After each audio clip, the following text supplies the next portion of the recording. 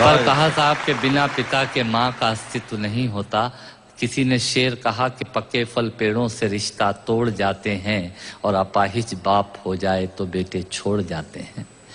पिता जब पुत्र को बाजार में ले जाता है और जेब में 50 रुपए होते हैं और बच्चा 200 रुपए के सामान को खरीदने की जिद करता है, उस वक्त एक पिता की विवशता और बच्चे की जिद, इसके बीच के एहसास में खड़े होकर पंक्तियां सुनिएगा, पिता क्या होता है। अमिताभ जी आपको समर्पित करता हूं, अमर सिंह जी बैठे हैं। पिता जीवन है, संबल है, शक्ति है। पिता सृष्टि के निर्माण की अभिव्यक्ति है। पिता अंगुली पकड़े बच्चे का सहारा है। पिता कभी कुछ खट्टा कभी खारा है। पिता पालन है, पोषण है, परिवार का अनुशासन है। पिता धौंस से चलने वाला प्रेम का प्रशासन है। पिता रोटी है, कपड़ा है, मकान है। पिता छोटे से परिंदे का बड़ा आसमान है। पिता छोटे से परिंदे का बड़ा आसमान है। पिता अप्रदर्शित अनंत प्यार है। पिता है तो बच्चों को इंतजार है। पिता से ही बच्चों के ढेर सारे सपने हैं। पिता है तो बाजार के सब खिलौने अपने हैं। पिता है तो बाजार के सब खिलौने अपने हैं। पिता से परिवार में प्रतिपल राग है।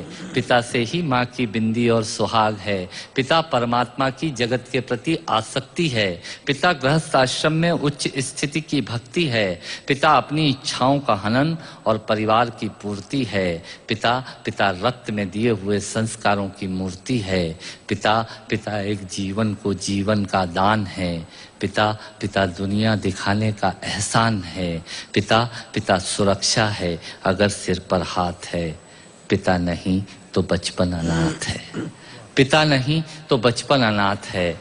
पिता नहीं तो बचपन अनाथ है। तो पिता से बड़ा तुम अपना नाम करो।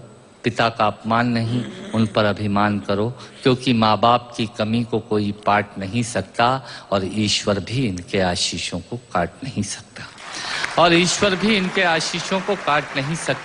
विश्व में किसी भी देवता का स्थान दूजा है। माँ बाप की सेवा ही सबसे बड़ी पूजा है।